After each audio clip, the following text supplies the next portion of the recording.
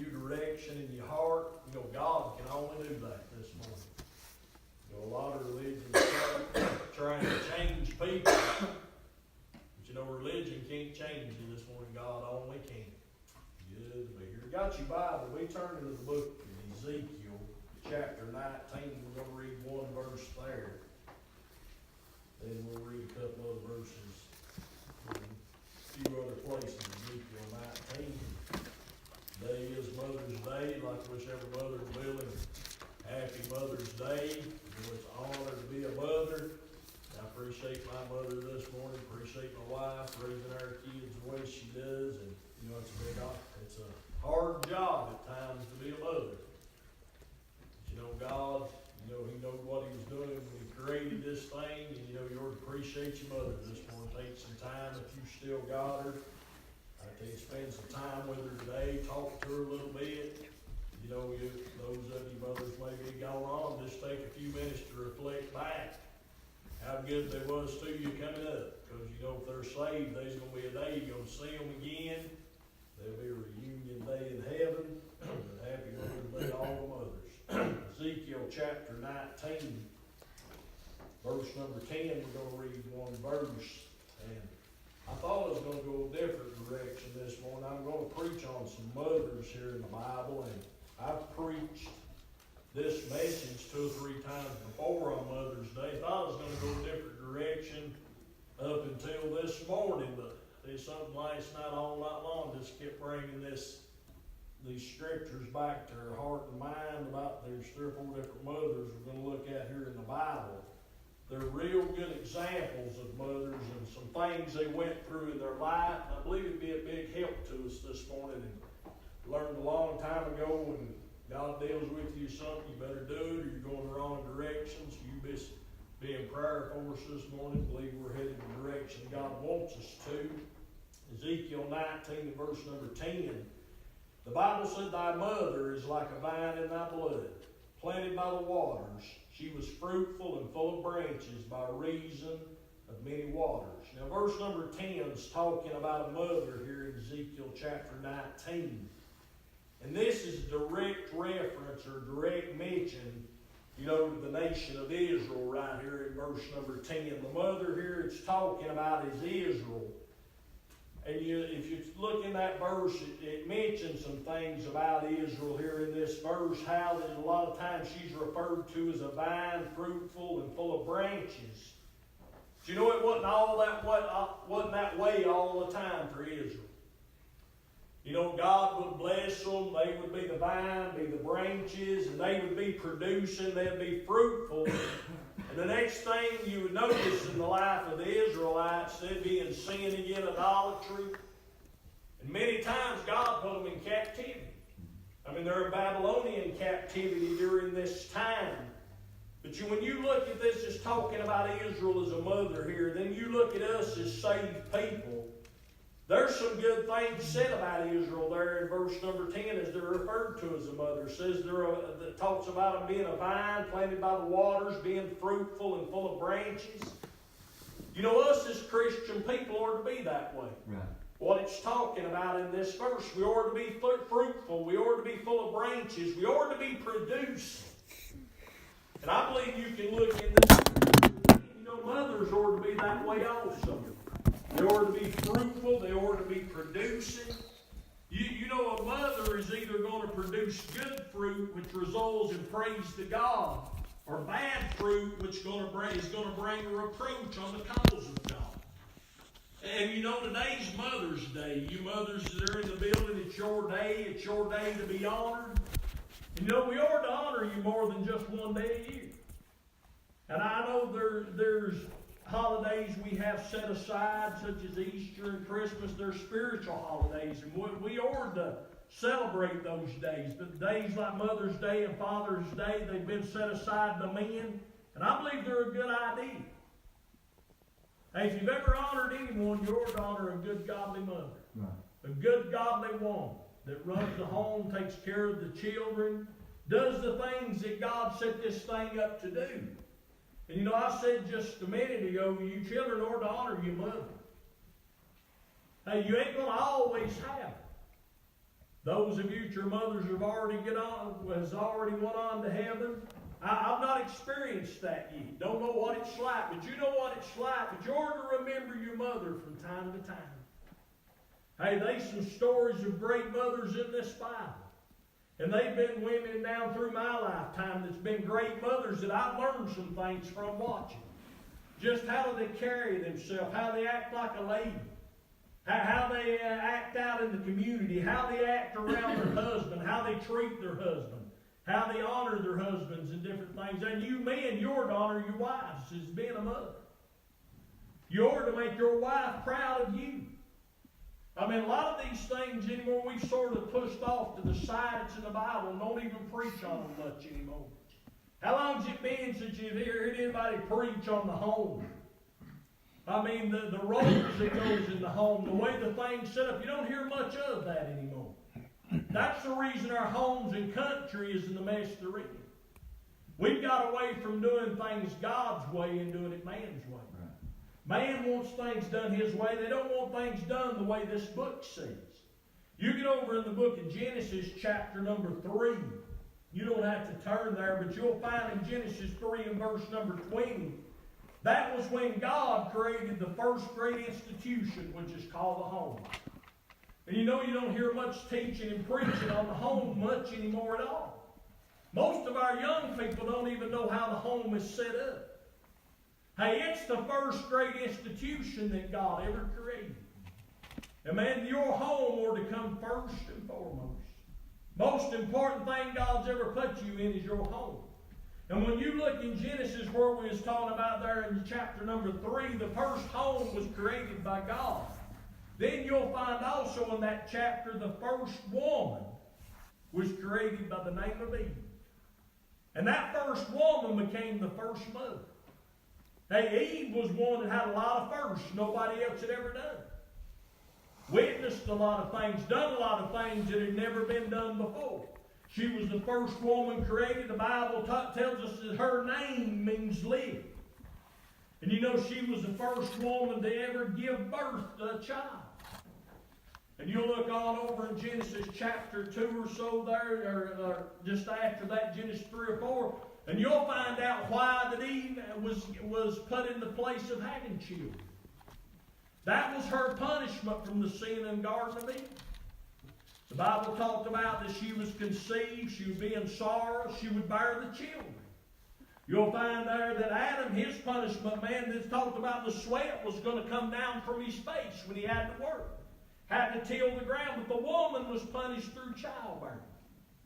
Man, could you imagine this? Some things that was going to go on in this woman's life. Could you imagine what was going on through her mind? I don't know how long Adam and Eve had been in that garden before they sinned. And I don't know how long it was Adam had been there by himself. The Bible talks about it. He needed a helpmate. God said it was not good that he be alone. So he created a woman, put Adam to sleep, took a rib out of his side, and made woman. Gave him a helpmate. Then as time went, God decided it was time for them to have children. She was going to produce the children through childbirth. Do you imagine the things that was probably going on through Eve's mind when all this was going on? Wonder, this had never happened to anybody else. Wonder if she knows what to expect. I mean, this was going to be the first that had never happened in this world before. Wonder if she may have been a little bit afraid. Now, I wonder if she knew how important or influential a job of being a mother was going to be. Man, she had a big task ahead of her. Never had happened, never heard about it. The Bible even talked about it in Genesis 5 there, said Adam was 800 years old and we got sons and daughters. And you know, when you talk about this family, we usually focus on Cain and Abel and Seth. You know, Cain murdered Abel. And you know, Eve was the first mother to ever lose a child to death like this. And when you look at Adam and Eve, they pretty much lost two sons.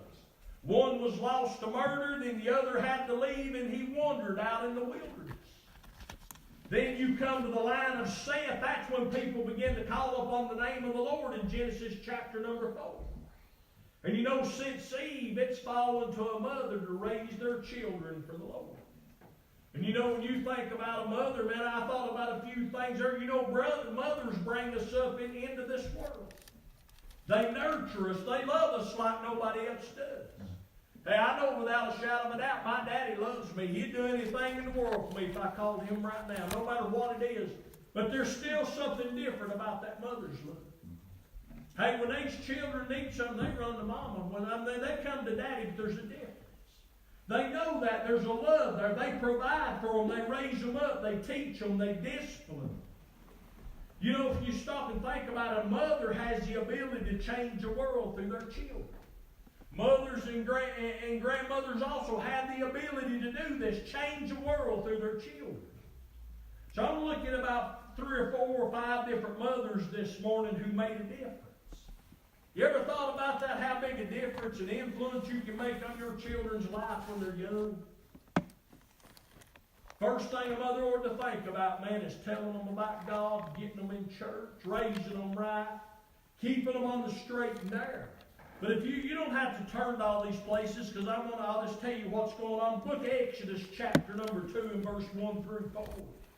You'll find a protective mother there in the book of Exodus, chapter 2. You remember Joseph had died, and there was a new king had come up on the scene. And the Bible said this king knew not Joseph. Hey, this was a wicked man that came on the scene. And you remember during this time in the book of Exodus chapter 2, the children of Israel was in bondage down in Egypt. They had been made slaves as working in the slime pits, making the bricks. And when this new king come on the scene, got to looking around, he got a little bit worried.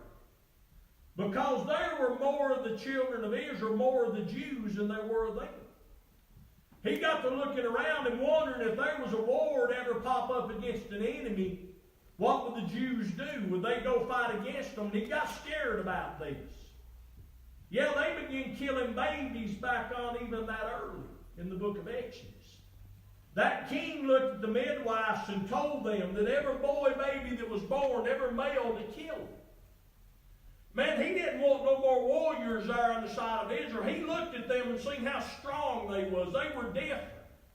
They were a different kind of people. He knew God was something was different about them was with them. Told the midwives to kill them, but these midwives wouldn't do it. They saw there was something different about these babies. Then when he found out they weren't killing them, he put out the cry also saying that every one of the boys that was born to throw them into the river. They're going to let the alligators or whatever was in that river eat them. But you remember there was a little boy born during this time by the name of Moses. Had a mama by the name of Jochebed, and if there's ever been a protective mother anywhere in this Bible, you'll find it in the life of Jochebed. And you know, we live and seem like we live in a day and time right now. We don't see a whole lot of protective mothers for some reason. Hey, you cut the news or TV on just about every day or the radio, you hear of another mother that's just treated their children like garbage. One this week was on the news everywhere there saying that her and her daughter had been kidnapped over there in Asheville. The little girl just threw the baby off in a ditch somewhere. How could somebody do something like that to a baby? They're killing them left and right through abortion, treating them like garbage, treating them like trash, like they're nothing. Then every other day you hear of another been mistreated, thrown off they find them all the time in dumpsters and everything, in trash bags and different things. There's millions of people out there that want children that can't have them.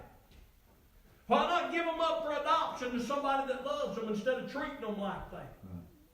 Man, when we're seeing a day and time, you don't see much protection out of a mother a lot of times. But you look at this woman, Jochebed, in Exodus chapter 2 and verse 1 through 4. When Moses was born, she had to take action. They were killing these babies, killing them left and right. Bible talks about that she had hid him out for 3 months. Got to the place she couldn't hide him any longer. It was probably getting up so big now, and they were going to sing, maybe crying, making a lot more noise than he had in the past, and she had to act upon these.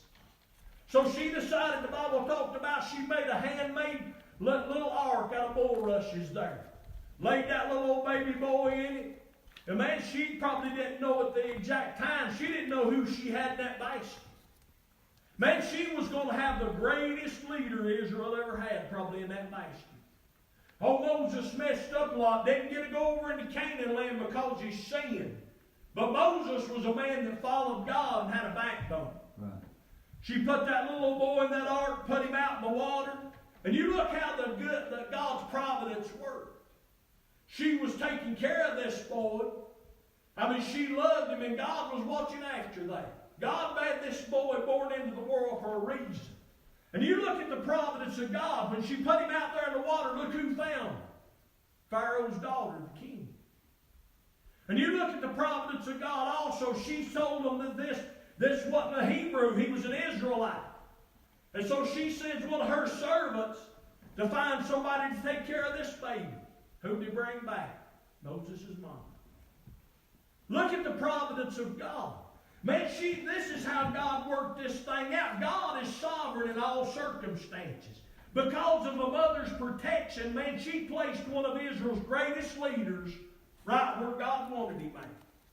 You think about how this worked out. God stuck there one of his greatest leaders right there in the house of the devil and made him take care of him. Made him feed him, made him clothe him, made him educate him. Spent all that money on him for years to get him ready. Had no idea what they was doing. If they'd have known who this baby was, they'd have killed him right off the bat. But then we're talking about a woman right here that literally protected her son, and God paid her back for it. Let her raise him right there under Pharaoh's nose. Man, you ever stopped lately and considered the protection the mother gave you when you was growing up? Hey, they protected us from physical danger, kept us out of harm's way. They protected us from morally by teaching us the Word of God. I mean, you think about it. Look back over the years, all your mother done for you. They protected us emotionally by keeping us from things that wouldn't hurt us. Hey, you young people need to realize this morning, your mother's just trying to protect you for your good. I know a lot of young people don't see it that way this day and time. They get up to a certain age, they see things only their way. But when your mom and dad does things and they try to help you, may even have to chasten you at times, it's for your own good. It's to keep you out of harm's way. Now there's a woman there that we was talking about there by the name of Jochebed. Man, she was a protected mother. I believe she should have done anything to take care of this boy by the name of Moses. Then you go over to 1 Samuel chapter number 1, verse 24 through 28, you find another lady there. And when you get into 1 Samuel chapter 1 and verse 24 through 28, you find a man over there by the name of Elkanah had two wives. One of his wives was named Peninnah and the other was named Hannah. And there was a big difference between these two women. Hey, this one lady by the name of Peninnah, she had children. Wanted to brag all the time about having these children. They'd go worship and everything. She'd brag about these children. And man, you ought to be happy about your children. You ought to want to brag about them. But the problem was this other girl by the name of Hannah was barren. Couldn't have children. This lady wanted to make fun of her all the time. All the other women wanted to make fun of her. Man, Hannah was a lady that was broken-hearted. Wanted children so bad and couldn't have any. But you'll find a woman there in 1 Samuel, man, that learned something about praying. Bible talked about she prayed constantly asking God for a man-child. Hey, this woman had a plan. I mean, could you imagine that? Wanted a child so bad, and this other woman making fun of her all the time. And this other woman probably wasn't even a godly woman. Probably never even taught her children, because you'll find out this man's other sons, they were sons of Belial, idolaters. But here's a woman by the name of Hannah begins to pray and believing that God will do something. Hey, and she made a vow to God. She told God, said, if you'll give me a man-child, I promise you that I'll give him back to you as soon as he's born. And when he's old enough, he can serve you. She promised God she'd back that boy up. Hey, here's a woman that's a supportive mother right here in Hannah. Man, she got to praying, and God finally gave her a child. And they named him Samuel. Penned down that book, 1 Samuel, 2 Samuel. I mean, he was a great man of God. And man, when this boy was born, you know what she done? She kept her word. The Bible said it's better to make a vow. Better not to make a vow and make one and not keep it. Man, we got a lot of folks that's made vows and never kept them. Broke them just, we'll get down a lot of times and tell God, try to make deals with Him. If you'll do this, we'll do that. God's not a deal maker. But if you've ever made a vow to God, you better be careful. You better keep that thing. Dangerous ground when you do that. Better off to not make one and make one and not keep it. But God gave this woman a little boy by the name of Samuel. And man, when Samuel grew up, man, I believe he had a mother that supported him. I believe when he got into the ministry, he realized he had a great big God. But I believe he always realized right behind him was his mama supporting him. You know, that makes a big difference when your mama supports you when you get into the ministry. It makes a big difference when your mama supports you when you're doing something for God. You know, I believe if you could talk to Hannah this morning, I believe Hannah would probably tell us 2 or 3 things. I believe she'd look up here at me this morning and if she had the opportunity, I believe she'd say, man, we need some praying mothers again. Some mothers that would pray for their children. Man, some mothers that would pray for their community, pray for their country. Man, if we've ever lived in a day and time we need some praying mothers, it's right now. I believe Hannah said it'll pay off when you pray. I believe Hannah would tell us this morning, man, it'll pay off. Them prodigals will come back when they've wandered off. I believe this Bible promises, man, if they've ever been saved, they'll come back. If they don't, God will chasten them and take them home early. But I believe if we'll pray, man, them prodigals will come back home. I believe she'd tell us, man, we need to pray at times when, man, that's the only thing that'll work. Get down and just pray. Pray for them children. Man, these children's got more on them in the day and time we're living in than they've ever had. They've got pressure from every direction. There's so much more out there that the devil's got to put in front of their eyes right now than's ever been. Man, and it's going to get worse as time goes on. The Bible tells us that iniquity is going to abound and it's going to get waxed colder before the Lord comes back. Hey, you look at these children, a lot of times there ain't a whole lot for them to look forward to the Lord coming back. I mean, they're going to have to watch. We need to pray for them. Man, I believe Hannah will tell us also this morning, we should give our children to the Lord and let Him use them as He sees fit. That's what she done to Samuel before he was ever born. Man, I believe we ought to give our children to God at an early age. I mean, you think about it, man, we give them to God at an early age. There's too many people giving them to the world instead of God.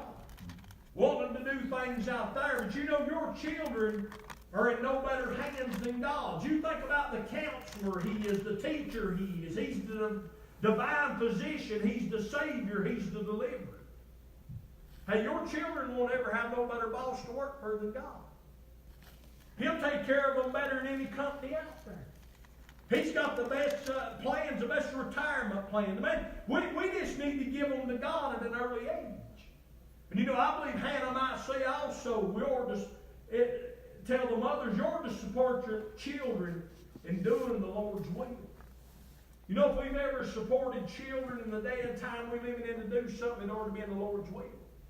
We'll be right behind them, anything they're doing a lot of times, playing ball and everything. I've done that with my kids. My dad done with that, and I appreciate it. But man, we ought to support them more in doing the Lord's work than anything else. That's the greatest thing they could ever get into. We ought to encourage them in back. Encourage them to read this Bible, to study this Bible. Man, we ought to encourage them to learn more about Him. Let me say, there's going to be times they're going to mess up in the Lord's work.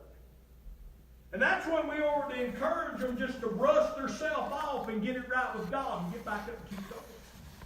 Don't push them down too deep. We push people down a lot of times when they mess up in the Lord's work. Man, we need to encourage them, brush themselves off and keep going. Look at a lot of these great men in the Bible that failed. Moses failed many times. He had to make it right with God, brush yourself off and keep going. David failed many times. Hey, you look at a man like Peter. He was a man that even denied Christ. Cursed and different things such as that. But God forgave him. He brushed himself off and kept going and preached the greatest message ever been preached on the day of Pentecost. I mean, we push people down and forget about them a lot of times. I mean, get them over in the, tell them they get discouraged. I'm going to read something here that just come to my mind over the book of Psalms. chapter 37, they get discouraged if I'll tell them to read Psalms 37 part of it. The Bible said in verse 1, fret not thyself because of evildoers, neither be thou envious against the workers of iniquity. It said, fret not thyself. That's talking about teach them not to worry. He said, for they shall soon be cut down like the grass and wither as the green herb. The Bible said in verse 3, trust in the Lord and do good. So shalt thou dwell in the land, and verily thou shalt be fed. There's the second thing, trust in the Lord. Don't worry, trust in Him. Verse 4 said, delight thyself also in the Lord, and He shall give thee the desires of thine own heart. He said, fret not, trust in the Lord, delight thyself in the Lord. That's talking about being happy. Delight yourself in Him, working for Him. Said in verse 5, commit thy ways unto the Lord, trust also unto Him, and shall bring it to pass. Said commit thy ways unto Him. Said trust in Him, and it said bring it to pass. What's it talking about bringing to pass? Verse number 4 talked about the desires of thine own heart. He'll bring those desires to pass if we'll not worry, we'll trust Him, delight ourselves, commit our way. He said He'll bring some of these things to pass. Verse number 7 said to rest in the Lord and wait patiently for Him. Man, there's about five things right there. When these children get down, they need to learn to do. And God will bring some of these things to pass. You know, it's good to think about. We've got a God that might give us some desires of our heart. He said He would do these things, but we got to do some things first, though. Then I'll give you a third woman here we'll look at real quickly. There's an instructive mother by the name of Eunice in 2 Timothy chapter 1 and verse 1 through 5. Eunice was the mother of Timothy. You remember Timothy and his mother and grandmother were Jewish believers and heard about Christ and accepted Him. You know, the faith that Timothy had in him was passed down from his grandmother. It was then passed on to his mother, and his mother passed it on to him. They were Timothy's examples. They were his instructors. They taught him the Scriptures.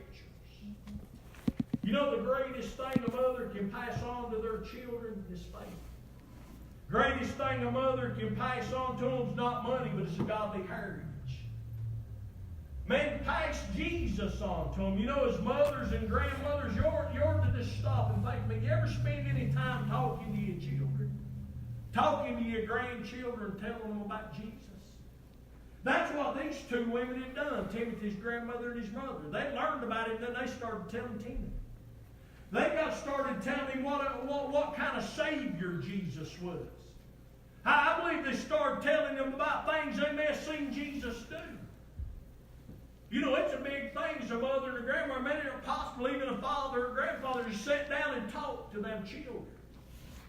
Greatest thing you can ever tell them about is Jesus. And you'll be surprised how a lot of times how they'll listen to you. Especially these younger ones. You get to tell them some of these stories out of the Bible, they get excited and want to hear more about it. That's the greatest thing a mother can do is tell her children or grandchildren about Jesus. Teach them about Jesus. Give them instructions. You know, that's the greatest education you can give them, the University of God. You know, ladies, you know, it's your responsibility to teach these young girls. That don't fall as much on the father as does the mother. It's teaching the Bible. Man, the mothers to teach these young ladies, older women to teach them. And the ways of womanhood, the ways to be a lady. And we're getting away from those things anymore. We need some godly young ladies and need some women to teach them again.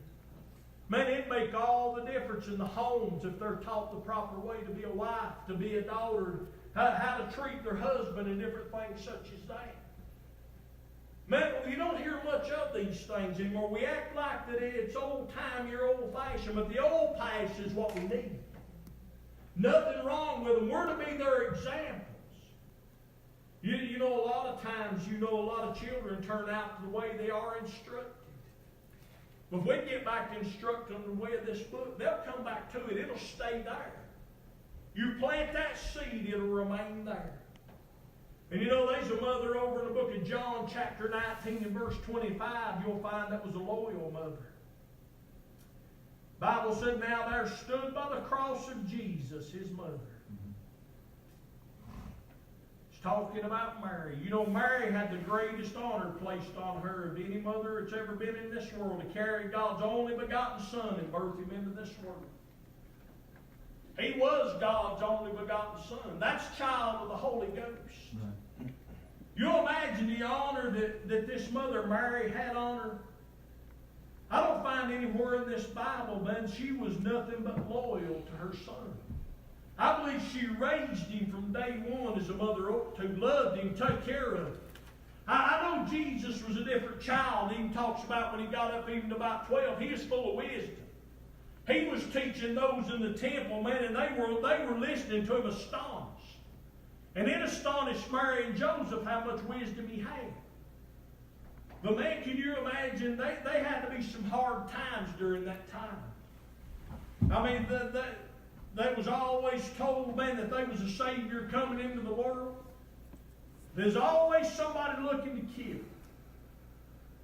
And even when he got up to the place, them last 3.5 years of his ministry, man, they began to hate. They didn't understand. The Jews didn't want to believe he was the real Messiah, still looking for another one. There was times they were trying to stone him, times they would look for him to kill him, run him out of places. I mean, he made them scribes and Pharisees mad. And you know Mary had to worry about him a lot. She was a mother. But she was always loyal to him. You don't find anywhere in the Bible, you know Mary knew what his destination was. You don't find anywhere in the Bible she looked at him and said, son, this is getting too dangerous. Times ain't easy. But she was loyal to him and stuck behind him in the ministry. Every step he took, man, even all the way up to the Garden of Gethsemane, Gabbatha's Hall, then all the way to Calvary. The Bible said now there stood by the cross of Jesus, his mother. You imagine the pain she went through at Calvary. They probably other mothers had stood there and watched their son be crucified, and they hurt too. I know they all did. But she knew he was the Son of God. She knew what they were going to do to him. It had been told in the Scriptures. The prophets had predicted all this. Could you imagine her being watching there for those couple of days, them torturing him? Mocking him and laughing at him and doing everything they done to him. You remember even as he hung on the cross, he told the disciples to take care of his mother. He loved her that much, still thinking about his mom. But man, she was loyal to him all the way to the cross, all the way to the end. You know, a mother's been given a God-given ability, no matter what their children do, no matter where they go, they're going to be loyal to them, a real mother. You know, if your child becomes out to be a murderer, you're still going to love them all the way to the end. That's in us. They're our children. They're our blood. And that's not condoning some of the things they do, saying it's right. You know, a real mother will never give up on their children. I may give up on your kids, somebody else, but a real mother never will. Jesus' mother went with him all the way to Calvary. And I'm not meaning this morning to condone their sin or to give in to it or let them bring it into your home, because you'll pay for that if you do yourself. But I'm saying we need to be loyal to them. Stick behind them, love. Man, how many of you this morning you really stopped and thought, how many of you glad that you had a mother that didn't give up on you, that was loyal to you? There's probably some in this building this morning say, if it wasn't for my mama, I'd probably be in hell. Remember back times she may have told you growing up how much Jesus loved you and she didn't want you to die and go to hell. That's loyalty right there. Do you remember them times when there's loyal to tell you about Jesus? And that nobody but Jesus. You know, there ain't nobody, I believe, in this world will be any more loyal to you than your mother but Jesus. That's just something that's in them this morning. Man, we've talked about some mothers here that's made a difference. You know, a mother, she'll toe the line. Proverbs 29 and verse 15. The Bible said, the rod and the reproof give wisdom. The child left to himself bringeth his mother to shame. That's talking about firmness. That's talking about somebody that sticks with their children. Man, that rod and reproof, we've got away from that.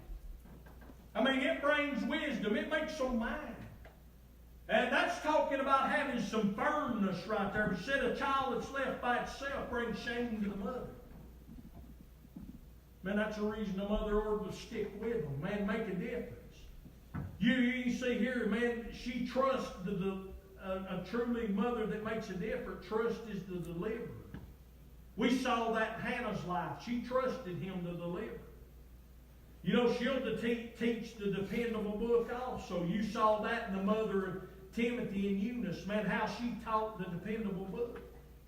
You'll see in Jochebed's life there, she triumphs in difficulty. That woman had some guts. And you know, a woman, man, it makes a difference. She'll tell the dear story of Christ. You know, you ever thought about this? Something that terrifies the devil, I believe, is a praying mother. Yeah. Devil, I believe it terrifies him. He don't like it. He don't like a praying mother. And you know, a mother, she's like a nurse, man. She looks after us with all diligence through sickness, scrapes, bruises, hurt feelings. And you know, a true mother, she's to be Christ-like, to be an example to her children, to her husband, to the whole community. You know, I mentioned some things you hardly ever hear anymore. But man, you ought to appreciate your mother this morning. If, like I said earlier, you still got her, you ought to appreciate her. Go to her today and tell her. You can't get to her, call her on the phone. If your mother's already gone to heaven, you ought to just bow your head and thank God this morning you had a godly mother. Because there will be a reunion day. There'll be a day we're going to all be together again. If whether it's a mother or father, it's already went home. If they're saved and you're saved, you're going to see them again. We've got that promise. Remember, David had a child die because of his sin. But you remember the Lord, when David was talking, you remember he said he can't come back to him, but David said, I can go to him. There's going to be a day David will see that boy again. Hey, you got a child in heaven, don't worry about it. You'll see him again. I know there's a lot of this crazy bunch running around telling you these children, they got to do this, got to do that. These babies, I believe they're in God's hands. I believe they're right there. You will see them again. Mothers has got a lot to look forward to do that. I believe the baby possibly will hold them one day. You know, God's in control of this thing. Ain't you glad He is being a big mess? He would. Been good to be here today. How about all the mothers standing up just for a minute? I believe they will stand up. I think we'll give them a hand this morning. You're ready to do a job on them. They're doing a good job. Go and tell them you love them today. Everybody go around before we leave this morning. Tell them you appreciate them and praying for them. You got a big job on them. Even grandmothers got a big job. Their children may already be gone, but they're still an example. Them grandchildren look at them a whole lot too. Be a big influence on their lives. It's been good to be. Let us pray. Dear Lord, we come before you once again to thank you for this another opportunity.